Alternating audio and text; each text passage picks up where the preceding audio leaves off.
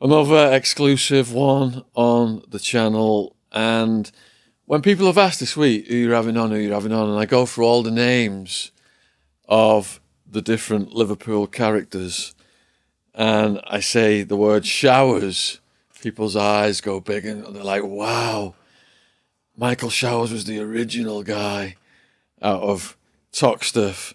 So it's a real privilege to have Michael on here today with us, telling us his life story. Really appreciate you spending time with us today. Do you want to just start out by telling us a little about what growing up on Toxteth was like?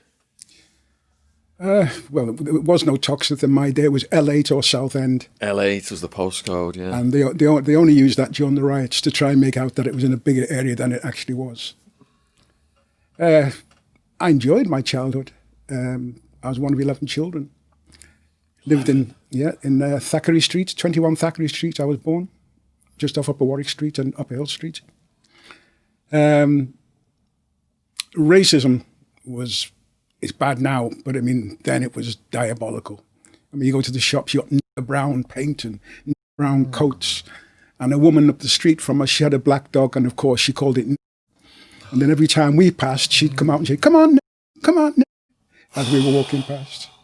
Just to give the audience an idea, because they're going to look at you and think, this guy's not that old.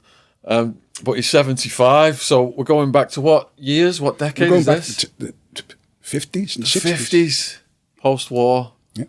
Yeah, so racism was just brutal. Yeah. I mean, I don't agree with it.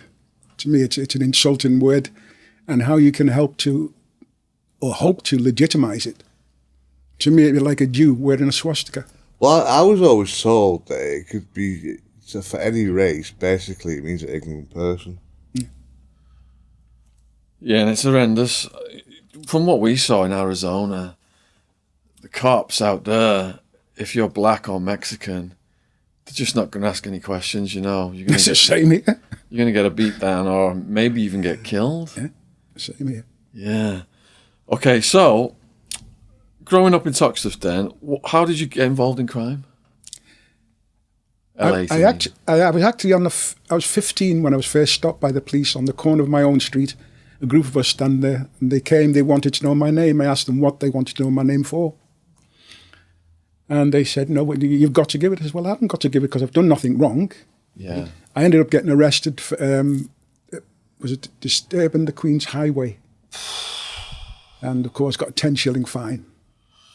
And that was Probably a lot of money then, though. Yeah, it was. It was. And what was your next arrest after that? The next arrest after that was for a dance hall fight in Croxteth, yeah. Broad Green, the Labour Club.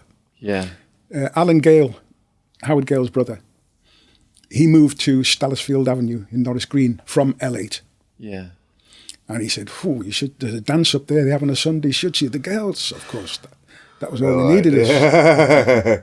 So a few of us, I think about 5, jumped the bus on the Sunday, went to this dance, and it was good. We went there for a couple of weeks, and then one week, a group of fellas came to us and said, "We don't want niggers coming up here dancing with our girls." Oh.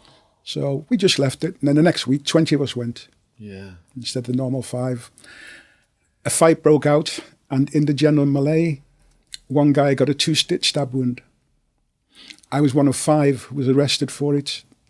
I was in Menlove Avenue first, the remand home, and then I had a fight in there over the nigger business again, and I was sent to Walton Jail because I had my 16th birthday in Walton Jail, and that was an eye-opener. In America, especially in Arizona, it's all racially divided gangs. It's like the whites, the blacks, the Mexicans, the Mexican-Americans. So you're talking about going into prison way, way back. How was it divided back then? Well, racially, you took stick. That was it. It was just par for the course. Yeah. You'd have to fight. And I ended up getting Borstal. 5 of us got Borstal. Because in those days, there was no legal aid. Yeah. And Mum and Dad went away to sea. Mum couldn't afford a solicitor, so we got what I call a doc brief. He was a barrister who the judge instructed to cover all the eventualities, and that was it. He came downstairs, I said, well, I never stabbed anybody. He said, look, the judge knows you didn't stab anybody. He knows all 5 of you couldn't have stabbed the person. He said, but you were there. He said, so best thing you do, you've been in custody now 3 months. You can be home tonight. Plead guilty. We all changed our plea to guilty. I got Borstal. And got Borstal how long? 2 years. First day in Borstal, what was that like?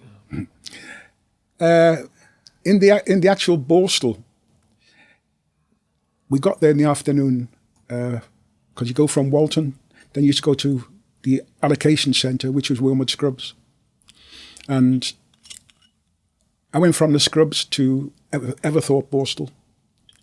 And we got there in the afternoon, locked in our cell. And when everybody's come from work and had a wash and it's tea time, they opened me up for tea. And I always remember when I came to the top of the stairs, the chorus started banging. 90 voices shouting. Didn't take me long to have a fight the next day. Grief. What's going through your head then? Just raw survival? Oh, yeah. I mean, Liverpool had prepared me for it because with the racism that went on, and we learned to fight and to run. Yeah. That's it.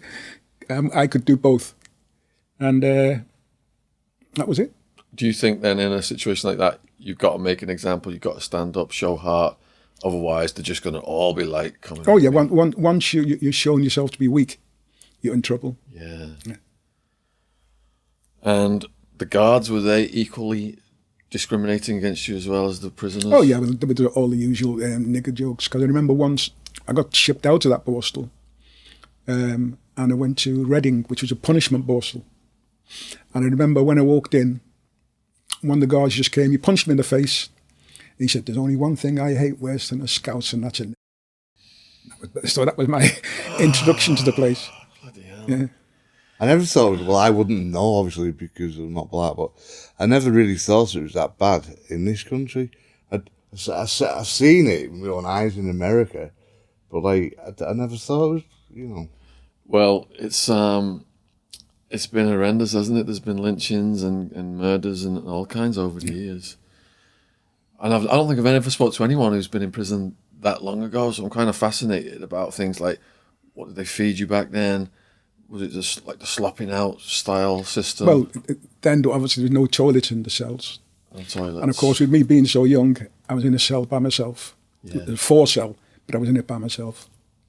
And used to weigh in a pot and slop out the next morning. That's the way it was. Yeah. Yeah. Did you have any recreation? No, there's nothing. You're banged up 23 hours a day. You had an hour's exercise walking around the cage. Walking around the cage? Yeah, that was it. No day room or anything? No. Well, it hadn't changed that much because I was there in 91 and it was still slop out on H-Wing. So, like, you'd think by then, the amount of time from when you were there to 91, they'd have actually done something about it. No, they don't care. So the prison population now is nearly all low-level drug users, or people committing crimes all around, drugs. Yeah. I imagine back then it was different, the prison population. Oh, yeah, it's mostly robbery, violence, that's it. Robbery and violence. Yeah. So how many years did you stay in the Borstal? Did the whole lot, 2 years. 2 years. Yeah. What did you do when you got out? When I got out, I was angry. And I met a couple of pals from Huyton, and they said, I'm interested in any graft. I obviously said yes, and started working with them. And what particular graft was that? Snatches from banks, warehouse robbery. We even looked at Ford's wages one night, but when we got there was another firm setting off as well. So we forgot about that one. Could you go halves? Have you got any stories of mishaps or close shaves from the grafts? Oh yeah, I mean, a couple of times they've set me up, and they once had a guy who they called the butler. His name was Tony Malloy, I think it was. But he was an old guy, and he worked in stately homes.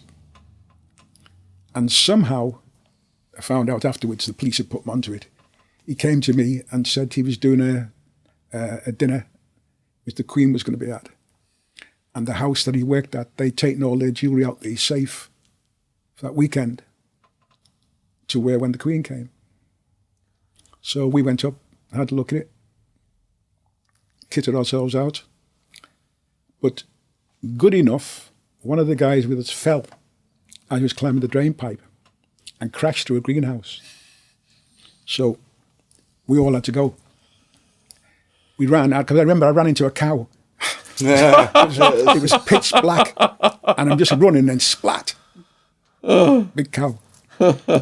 Anyway, we ran, we dispersed, and we'd left the cars about 3 miles away. So we were walking through the streets, and we had a shotgun with us.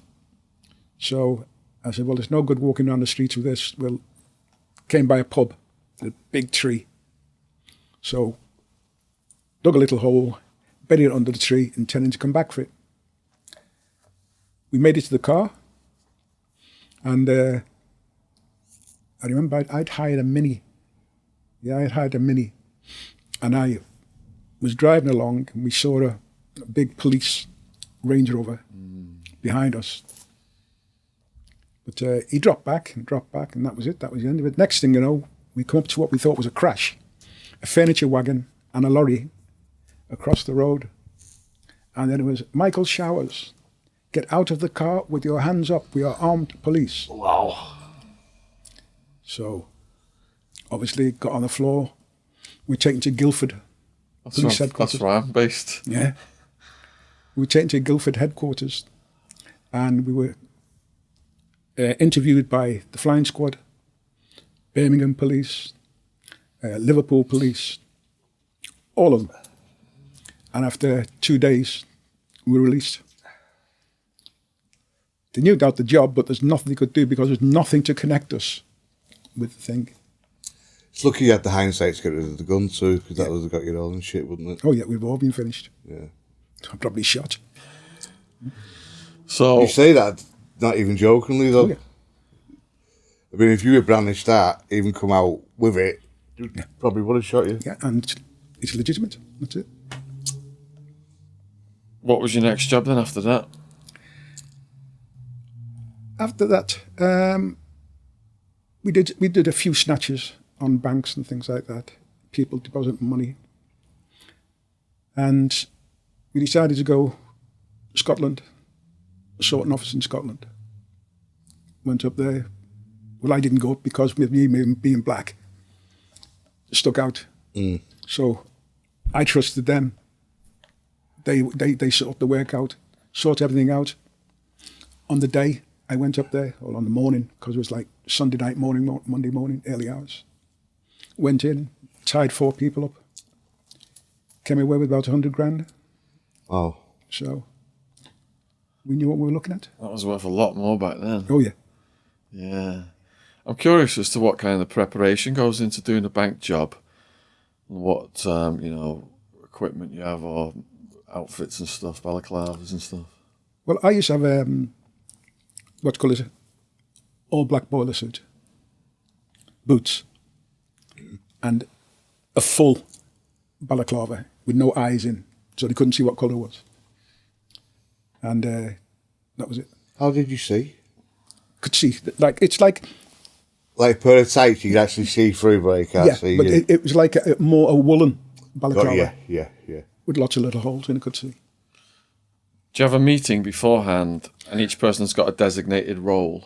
Oh yeah, everybody knows what everybody's doing. I mean, for instance, I never carried the gun.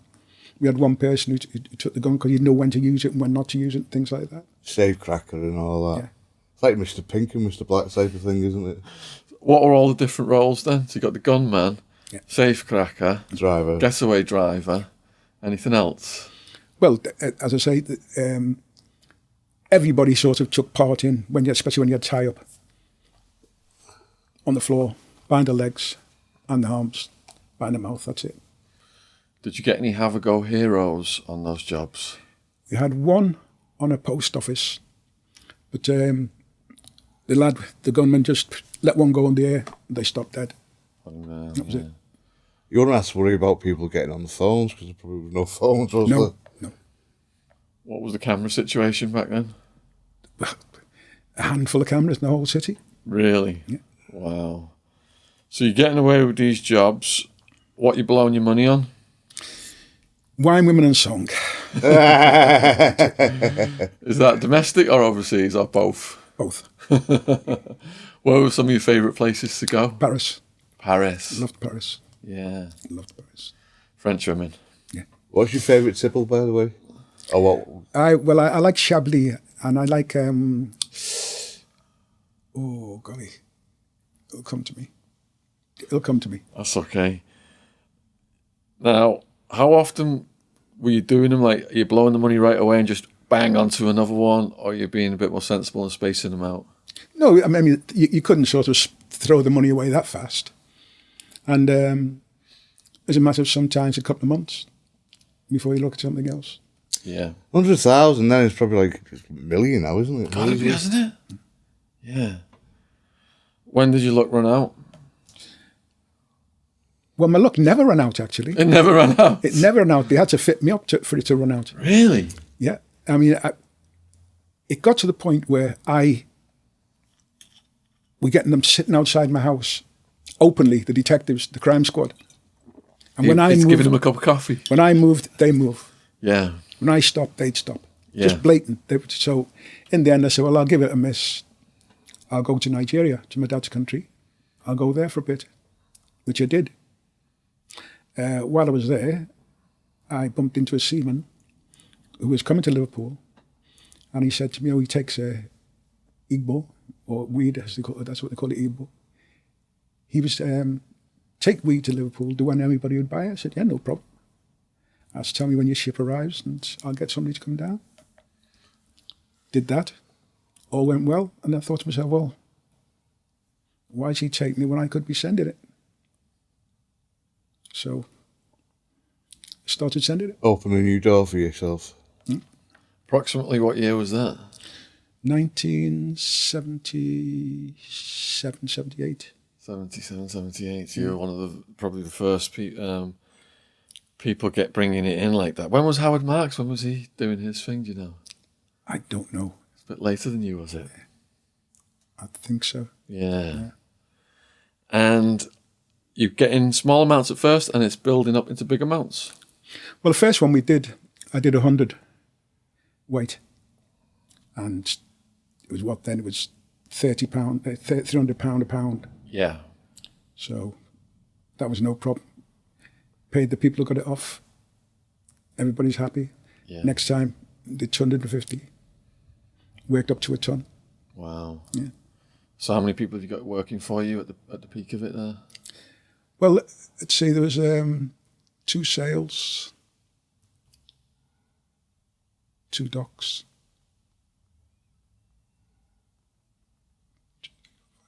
8. 8 of us. That's bringing it in. Yeah. What about on the distribution side? No, that's everybody. Oh, it's everybody? Yeah. Okay. That's very sensible. Like, if you keep your numbers down, at the end of the day, there's less people for you to rat on, isn't there? Less people for you to rat on you, more to say, you know what I mean?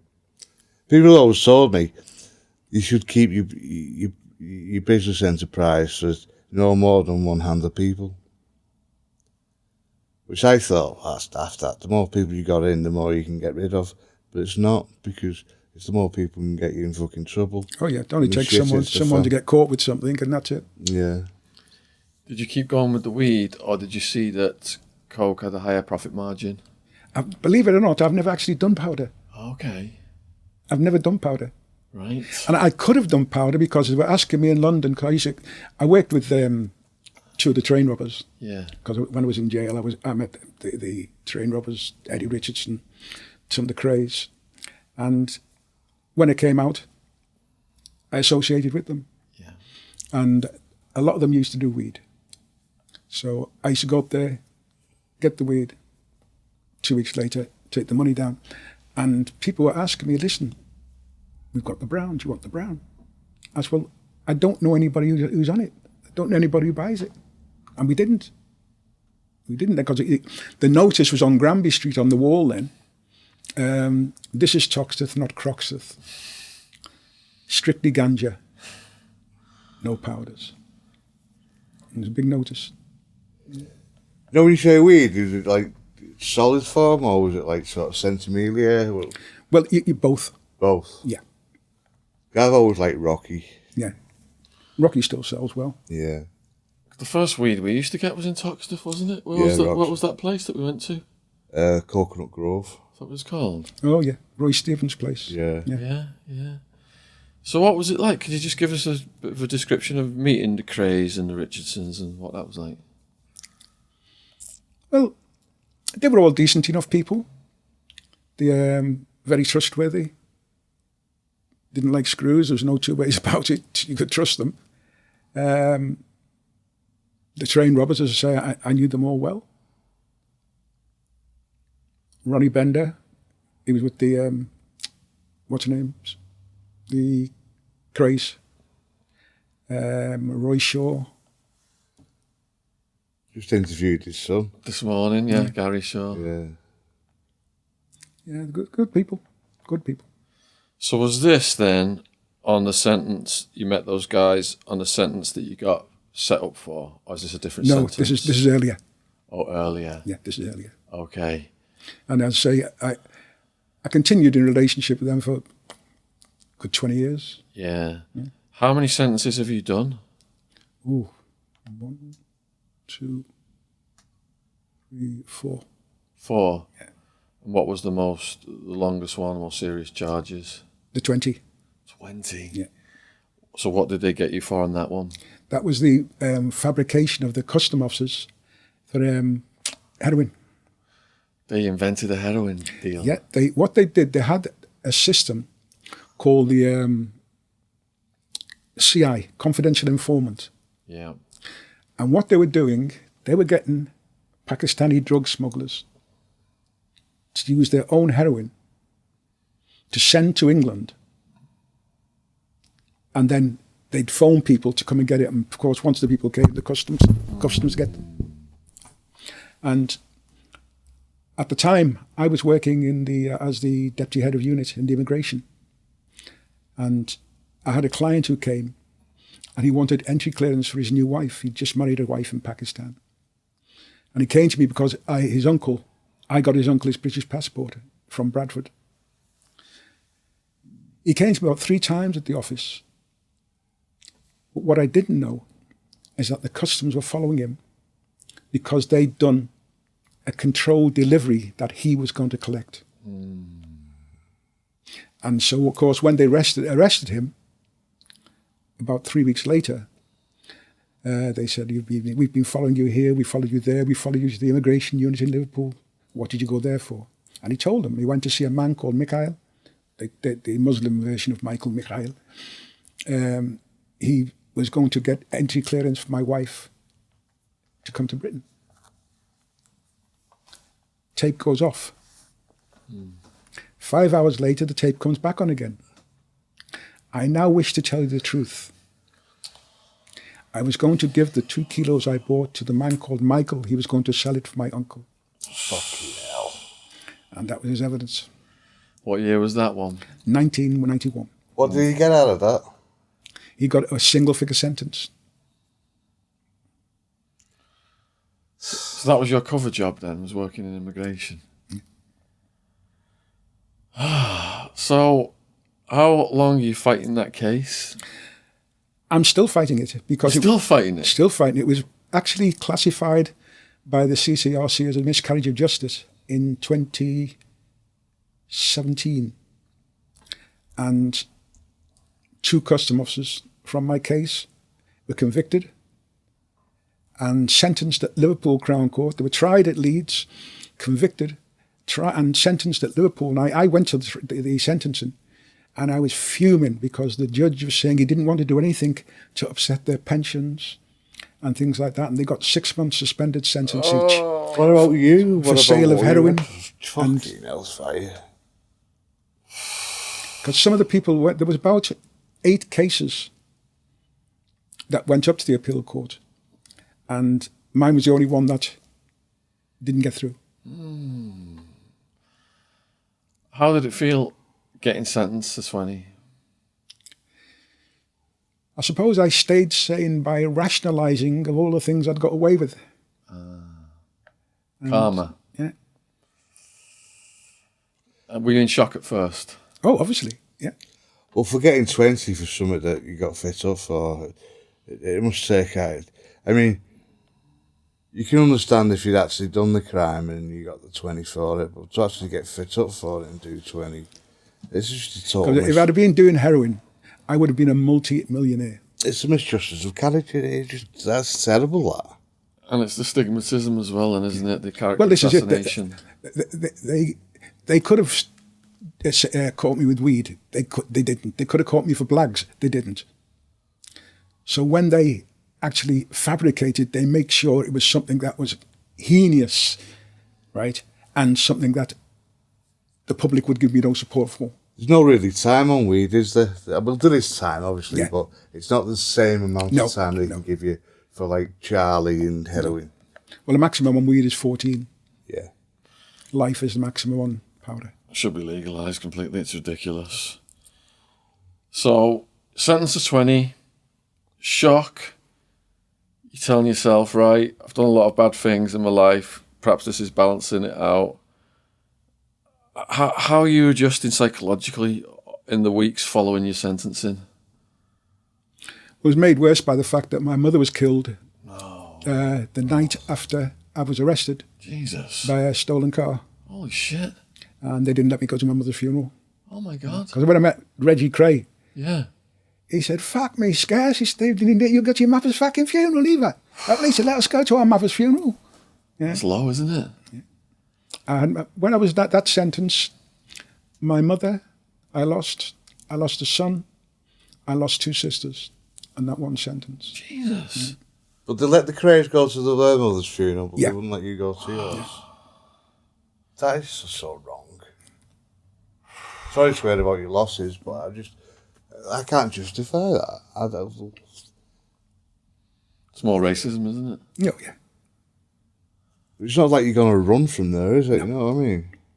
So did this cause, I mean, when I was facing 200 years in Arizona, I thought I'm never getting out of here. And I planned to just slash my wrists at one point. I felt that low. You know, broke my parents' heart and all that stuff, the damage it caused to my family. Is that the kind of did you go have those kind of thoughts? No, from the time I was sentenced, I was walking down the stairs, working out the date that I was going to get out. Yeah. You were looking forward to your sentencing day. Because when I got sentenced, then that was one of the happiest days of my life because I could see when I was going to get out. Yeah. Once you got that, the uncertainty lifts, doesn't it? Yeah. And did you settle into a routine? Yeah, it was pretty easy. I worked actually on the hot plate. Okay. Which is your favourite? Yeah. Well, my first favourite was actually working in the kitchen. The second was the hot plate. Yeah, I worked on the hot plate, and I was also a listener for the suicide, anti-suicide. I was on that. What kind of stories were the depressed suicidal prisoners telling you? A lot of it was like the wife had left them, and they couldn't take it anymore. That was it. They just got a Dear John. Yeah. Yeah, you see guys and the wife partners visit them every week, and then it just stops, and the guy's like looking out the window at the car park, hoping to see his wife's car, and he's gutted, and it's like some of them never bounced back from that, did they? No. Did you have visits? Yep. Yeah. My wife, daughter, and pal, she used to come up. I used to hate visits, especially when I was in Walton, because you're not far away from home. You look forward to the visit, you look forward while the visit's going on. But then they're going out one door, you're going out the other. It's just like, I always sort of put a downer on things for me in a way. You know Walking what I mean? Back to the cell, you're thinking, I can't. I was lucky in America because I didn't get visits. Yeah. Well, I did have immigration come to see me. Not immigration, embassy. Yeah, some little dear Scottish lady from the embassy come to see me. But yeah, I couldn't really do with visits because it's nice seeing them, but then you're sort of waiting for your next visit, and if you don't get visits, you get that mindset where, all right, I'm not going to visit. But it is nice to see people too. I just didn't like it when they went one way and you had to go the other, you know what I mean? He's part of the course, that was it. Yeah. So Jamie sent me some information here. He said there was a joke around Liverpool during your sentence. This is a joke that the police were making. There won't be any showers in Liverpool for a long time. What's the weather forecast in Toxteth? No showers for 20 years. Hey! Assholes, aren't they? Why did the police have it in for you that much? Because I was making so much money and they couldn't apprehend me. They knew what I was doing. But in those days, unless they actually caught you at it, because I was actually stopped going out of Speak Airport with £64,000. And I was taken to the back by the special branch. And they said, where'd you get this money? I said, I drew it out my bank this morning. Gave them the phone number of the bank, which was Lewis's bank, Lloyd's. And they'd opened for me early. They'd counted it, given it to me. I'd gone to the airport. And once they checked that, they had to let me go. That's the clever way to do it. Instead of taking... You've got a receipt for your money, haven't you? Oh, yeah. If you didn't have a receipt, they probably would have put half of that in their pockets, wouldn't They they? would put all of it in and confiscated it. They would have.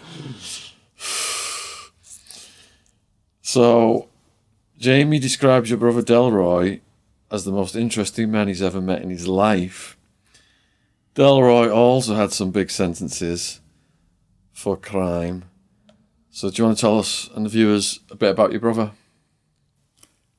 Delroy is a character and a half. He got jailed when he was about 12. He got approved school. And that's been the way ever since. So is he a career criminal? Not now. Not now, no. No, retired now, like myself. Very good. Some people don't know when to, though, did he? Yeah, but they don't want you to retire because they still want you. Yeah, the cattle market. Mm-hmm. And they get more kudos in nicking me than nicking Joe Bloggs. So Del was best friends with Paul Sykes. Yes, Paul. I was with Paul as well. Yeah. And Paul actually mentioned you in his book, Sweet Agony. Have you got any Sykesy stories? Oh, yeah. I remember one day they were serving the food off the hot plate. The screws used to serve the food. And he said to the screw he wanted a bit more cabbage or something. And he, no, sorry, Sykes, go on. You're like nobody, you're no different to anybody else. And he walked away and went, threw his food down, all the food off the hot plate all over them. That was it. Yeah. How often did he kick off? Not that often, but when he kicked off, he kicked off. Yeah. Give the man an extra spoon of cabbage. It's cabbage, you know what I mean? Did you see him knock anyone out? A couple of times. What was that over? You get arguments, silly arguments in prison, which you forget the next day. Yeah. And that's it. Who are you looking at? That kind of thing. Nowadays, it's more over kites. It's like, they've got fucking the piece of fucking thing going outside the window. From one. Always amazed me how they do that. They can actually get it from the other end of one prison to the other, just by a bit of bedding. Yeah, with the thing on it, and they swing it to one to the other. But when I was there was a few naughty boys there, and they'd go swooping. They'd bring it in and take the parcel off themselves and let it back out. But you guarantee that in the morning they'd find out who it was. So Jamie's asked us to ask you about other major crime figures. Chris Lambriano. Yeah, knew Chris well. Any Chris stories? No, just the usual prison banter, that's it. Yeah, we've had him on the podcast if anyone wants to watch that. Chris was clicked up with the Craze, wasn't he? Yeah. Ronnie Bender. Ronnie, yeah, great guy. Yeah. Great guy, Ronnie. What was his gig back then? He was just like most of us, the gym. That was it, to keep saying. Yeah. Yeah. What weights did you have available and stuff like that? Oh, he had good weights. Yeah. Free weights back in the day, yeah. Good weights then. Yeah. So they took him up. A full size, massive, 2 foot massive football fields. Really? On the weekend, used to go out because I used to run. Yeah. Did that help you stay sane? Oh yeah, Yeah. definitely. Did they have like gambling on running? No, they used to gamble on the horses. They used to have a bookie. Yeah. Yeah. Did you participate in that? No, I'm not a gambler. Yeah, me neither. So, Roy Shaw? Roy Shaw, good one, Roy. Another character. They're all characters, Yeah. most of the Cockneys. Yeah. Yeah. And all very loyal to each other. Because, and people watching this can see how polite and well educated you are.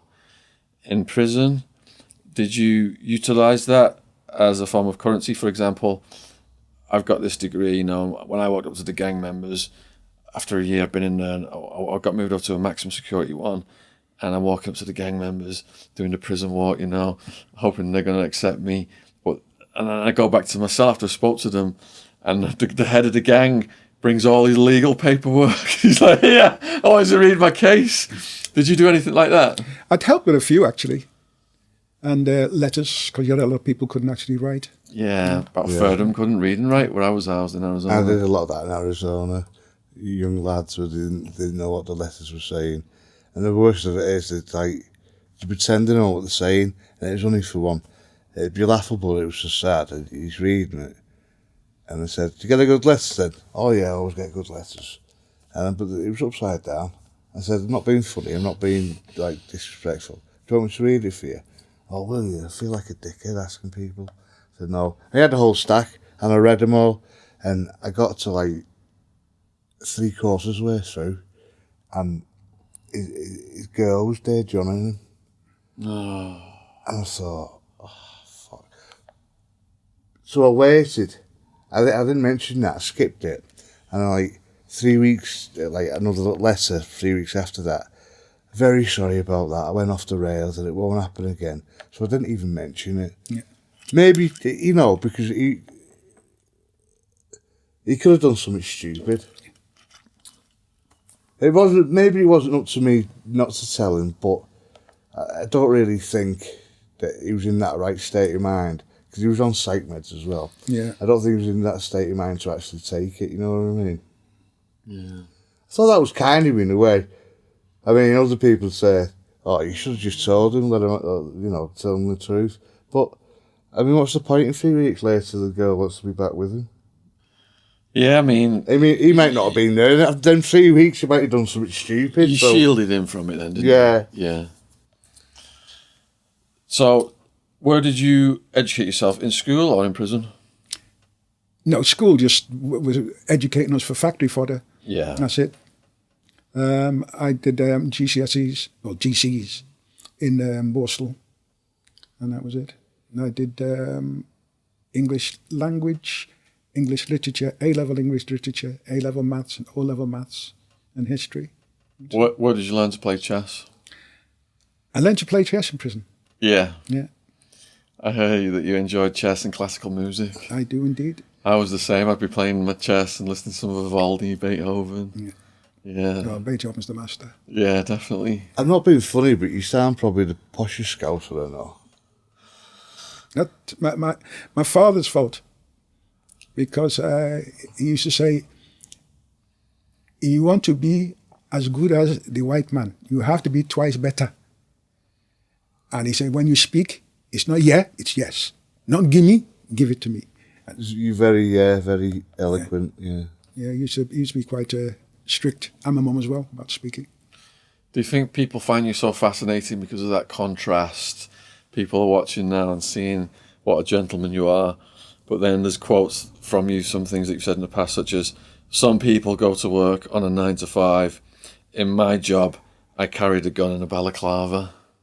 And that was it. That was my job. Yeah. It was. Do you think it's the contrast that people find interesting about you? I don't know.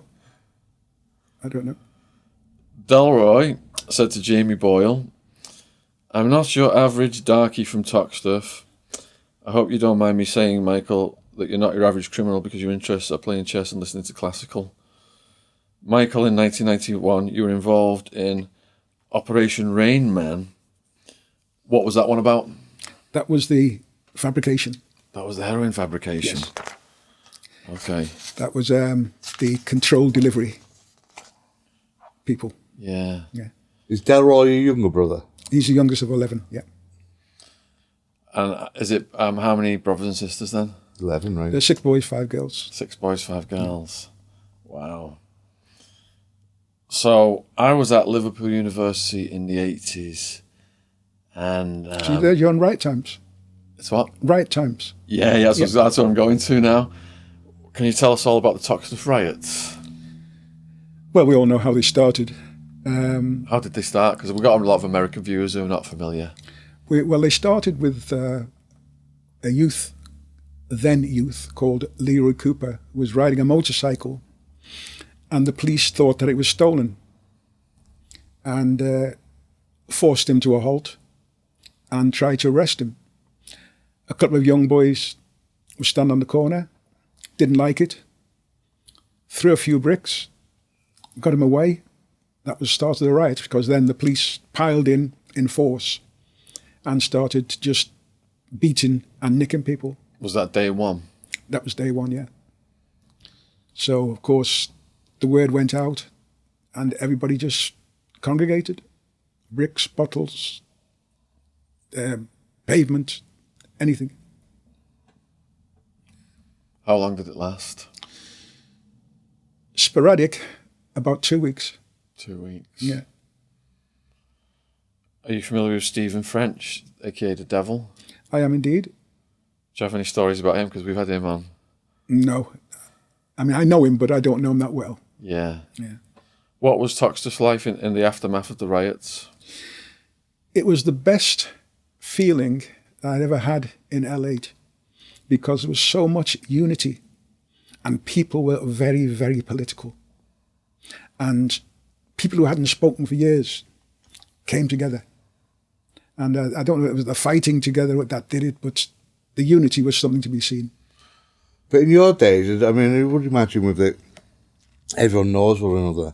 I mean, like, yeah, people like, oh, you could leave your front door open and you wouldn't get robbed or anything. Was it very much like that? Very much like that in Liverpool 8. Yeah.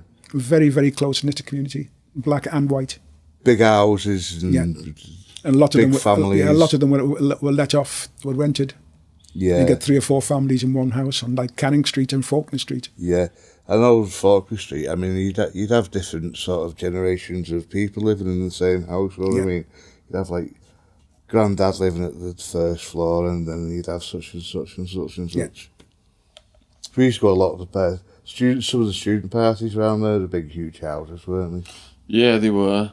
And our first rave was some scrapyard in Toxteth. Beaumont Street. Yeah.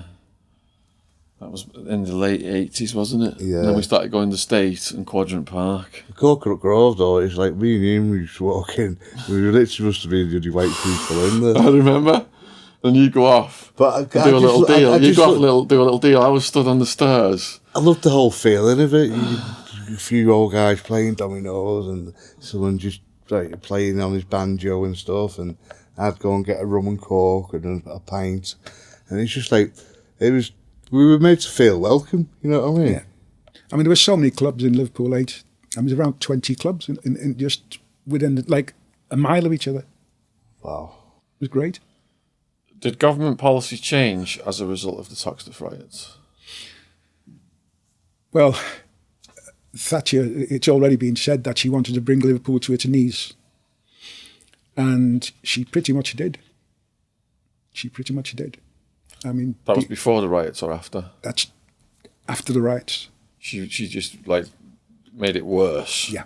What policies did she enact? Well, for a start, the money that was taken to Albert Dock was supposed to be for L8, for improving housing and things like that.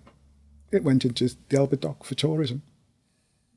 Because I had meetings with Heseltine, and because I was one of the Liverpool 8 Defence Committee, we were an organisation that built itself to fight for the kids who were getting arrested for no reason at all. I mean, in one case, they actually had a guy on trial for having a can of petrol in his boot. And we got black barristers and black solicitors from London, and they tested this petrol, and it was water. Because what the police had done, they just tested the headspace. And I've got the vapour from when there was petrol in it. Got you. Did But you, a lot of people nowadays will carry an extra can in case you run out of petrol. It's not good to carry one during riots. Oh, right, of course, yeah. did you ever run for political office? No. But you were a leadership figure in the negotiations then after the riots. Yeah. How come you ended up in that role?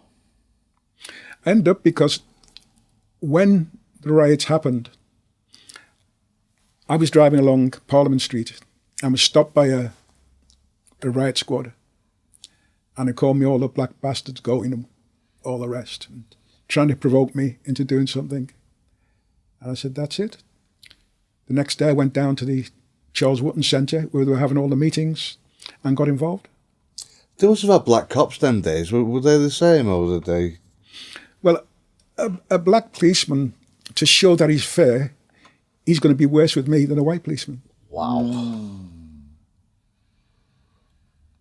You wouldn't expect that. You'd think a bit of immunity, you know what I mean? You would. So going back to the 80s then, I just remember Liverpool, like, there was a lot of inner city, like, desolation. Yeah. A lot of people coming up to me asking me, have I got any spare money to spend? They need bus money. Obviously, there's a lot of people addicted to heroin and things around the city centre. How did it, because I left in 91, came back in 2007. How did it transform into how it is now? And has Toxteth transformed as well? Because I've not been back there. Oh, Toxteth. Oh, it's only a shadow itself, a shadow of what was. I mean, there's so many strangers there now. It was before we knew everybody, knew every family. The unity is not the same, and people keep coming to me and saying, you know, we need somebody to do this. Well, I said, look, you're there, organise, and that's it. I've been on the Black Lives Matter movement march about 3 months ago. That was my last march. That was in Liverpool, was it? Yeah, from the Rialto. How many people came out for that? There was a good few thousand came out for that. A lot of good white support, which is what you need. It's all over the world, isn't it now? Yeah. I mean, the things that these videos are showing have been going on forever, but the fact that people are filming it now and putting it on social media, the cops killing the black people. It's different. What did you think about that main one that sparked all this? Where he got choked? It was horrible to see. Yeah. Horrible to see. I mean, I've always been frightened of that kind of thing because I remember once during the riots, I was arrested. I was standing on the corner. I was standing with Father Peter, actually, from St. Bernard's. And the police Land Rover came. They jumped out, circled us, dragged me in the van. And I was worried because I thought, well, it's too blatant. Everybody's seen I wasn't doing anything. They took me to Cheapside, and the inspector said that he'd saw me throw a pavement slab at a police van when it was going past. And anyway, the people went and they got Rex Macon. And he came down to the police station, and he had me out within an hour without any charge. Did you have Rex? I used Rex, 6 Rexy a lot of times. With his half here. Yeah. Once my crime started going from normal Widnes County to Crown, I went straight to Rex Macon. And a good friend of mine, Roy Smart, was a good friend of his. He managed to get me legal aid with Rex Macon, and he got me off a lot of charges. Not only just got me off a lot of charges, he also got me a lot of conversations over different conversations. Do you know this lad? I've told you this. He seems to ask me, I think he's got amnesia or something. I've already told you this lad. See how he treats me, viewers? I just don't like repeating myself. I'm not a parrot. I don't like repeating myself. I'm not a parrot. What is the solution to this? Is it never going to end? It just seems that people as human nature, race, religion, politics, the Gambinos versus the Bananos, people just form groups and savage each other. How can it ever be solved? Nature's way, innit? Well, it's sad because we didn't have that in our day. We didn't have competition firms who'd think of robbing you and things like that. There was nothing like that then. Yeah. But what about racism then? How can that be solved? Or can it? I wish I knew the answer. Yeah. It seems like it's going to be there forever. But I mean, the good thing is my son is, my youngest is 18. He's going to uni next week. And he hasn't suffered racism. And I'm happy that he's got to 18 without suffering racism. And that's because, you know, in a lot of countries now, people are being taught at schools and stuff like that, you know, what's correct and what's not correct. Yeah. All right, well, going back to your earlier years then, you used to drive around in a white Rolls Royce? I did indeed, yeah. And Trans Am, Carlton, 2 V12 Jags. Wow. Bentley? No, didn't like Bentleys. Oh, was it Dell had a Bentley? Del Red Bentley. Do you think that you're, being more low-key now is healthier for your state of mind than, back when you were making all this money and stuff? The way I look at it was at the peak of my trafficking, I had a lot of stuff. I was emotionally immature, and it didn't really give me happiness. What's your perspective on that? Oh no, money made me happy. There's no two ways about it. I mean, I've been poor and I've been rich, and First being root, rich was good. it's the root of all evil, but I'd rather be evil with money in my pocket than evil without. Jamie's asked me to ask you this then. Looking back on your life now, do you regret your violent crimes? Not really, no. Because everything that happens, they say happens for a reason. Mm-hmm. The fact that I'm divorced, I now have a wife with whom I have complete faith and trust, and I'm very happy. So if all those things had to happen for me to be that way, then so be it. Yeah, it's brought you to where you are today. So you've been speaking to Jamie about writing your life story. Are you going to be brutally honest in that book? Yeah, there's no point in being otherwise. Yeah. And what are some of the main stories that you'll be including in that book? Crime, obviously. Yeah.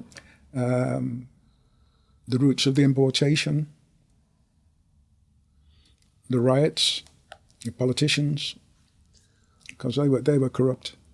In this country? Yeah. You have to pay them off? No, but we're not in a position to pay them off because we haven't got the type of money that they're used to.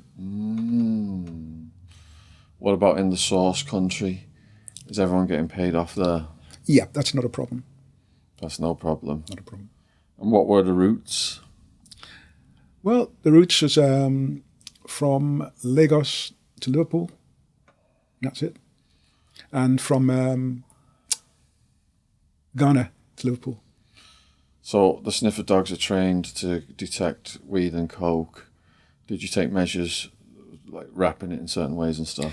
Yeah, we'd have it actually tinned. Tinned? Yeah. What was advertised on the tins? It wasn't. It was just plain silver tin, about 4 foot something, with the weed compressed in it. And that's it. Did you lose any loads? We lost some, but not a great deal. How did you lose them? When the customs stumble over them in their rummage. Did you factor that into your calculations that the percentage is going to be lost? We didn't actually. But fortunately, the first ones came through, and that stood us in good stead. Set you up so you could take a few losses after that. If you'd lost your first 2 or 3, it could have just killed your business, couldn't it, really? The 8 people who were working for you, was that constant over time, or did you lose some of them? No, we split up. I mean, what happened? My dad had a stroke, And I sort of stayed around instead of travelling to look after him, which I did for like 7 years. And that was that. And so it sort of trailed off because I wasn't there. Would you say you were the mastermind then?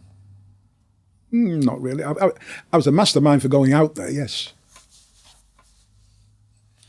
And were they like begging you to come back because they wanted to keep the money rolling in? Well, the thing is, I stayed out there, and it took 10 days for the ship to come to Liverpool, and 10 days back, the Ro-Ro service. So in 6 months, we had what? I don't know, but I know I when I did come back, I got 2 carrier bags full of money, and that was it. In terms of the distribution network, was it just passed off to a few like middle people, and then it goes down to like the street level and stuff? Yeah, well, you're not interested. Once it goes out of your hands as a weight, you're not interested. That's it. But you'd only deal with a certain few people. Yeah. No street level will be knocking on your door. No. That's good.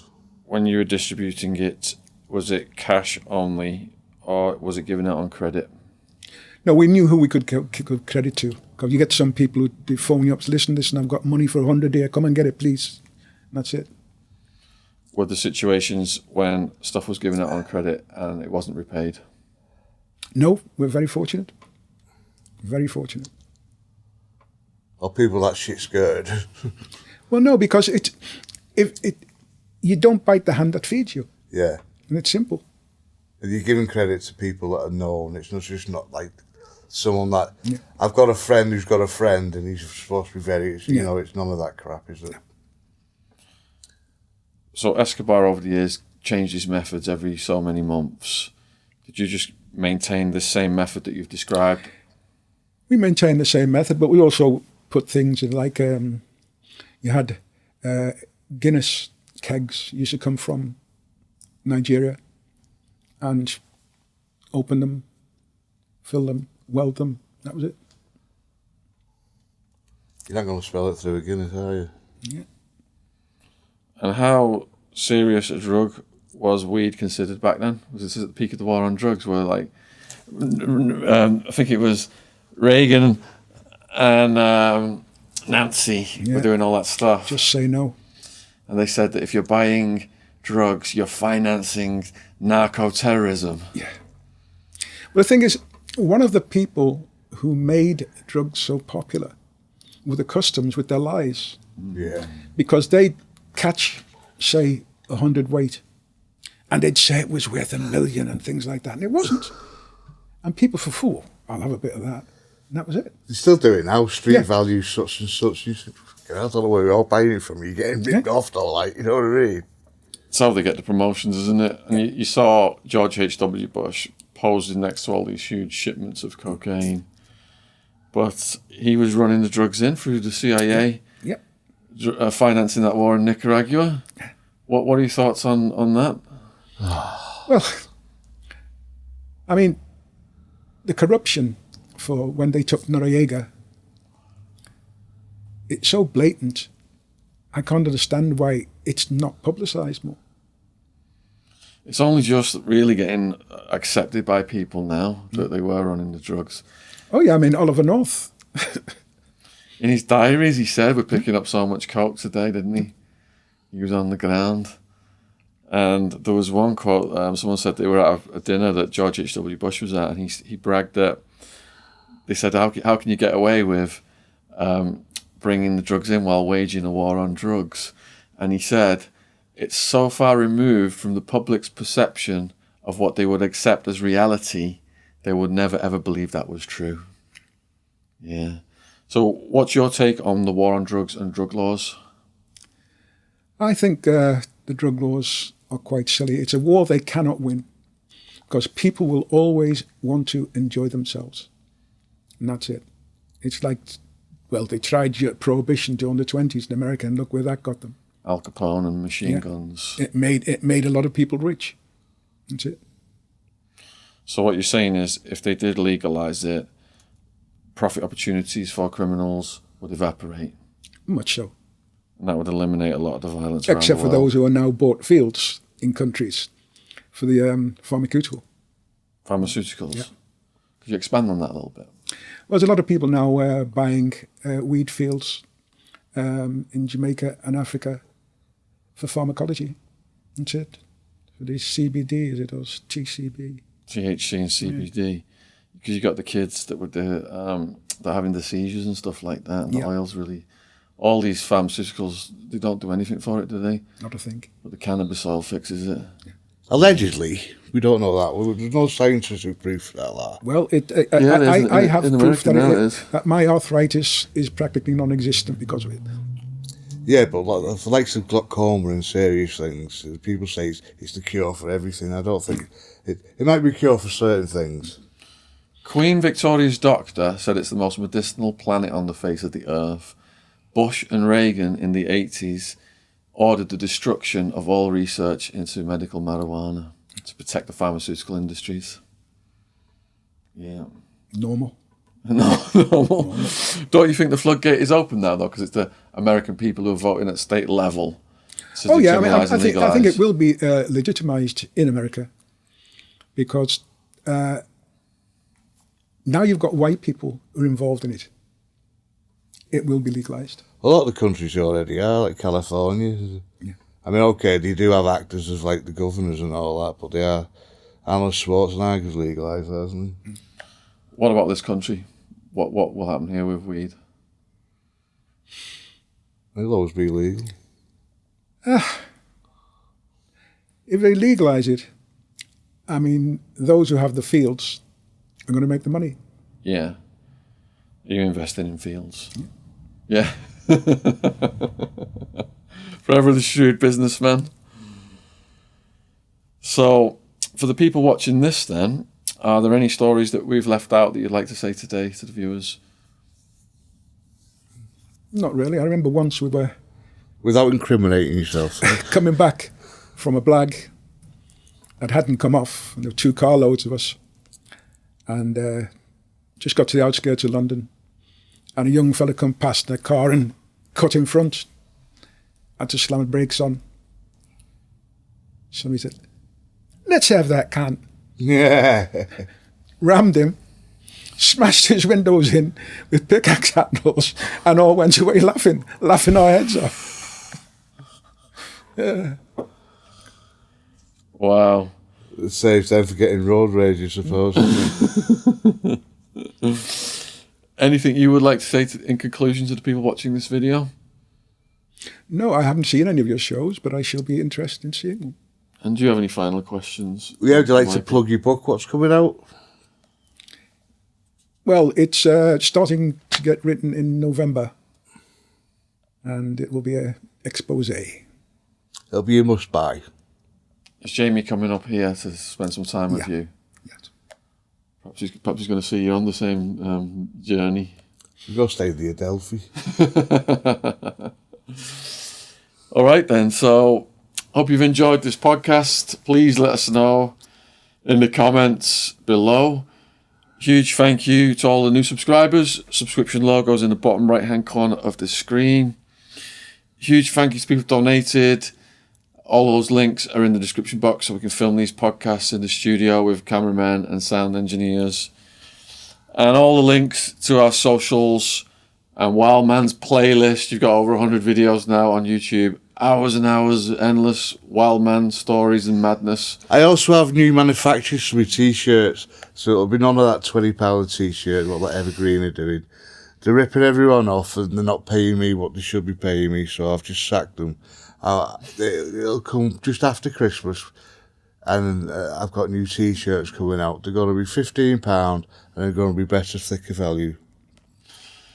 And most importantly, huge thank you to Michael Showers for coming in today and just taking his time out to spend this time with us. Cheers. Thank you very much.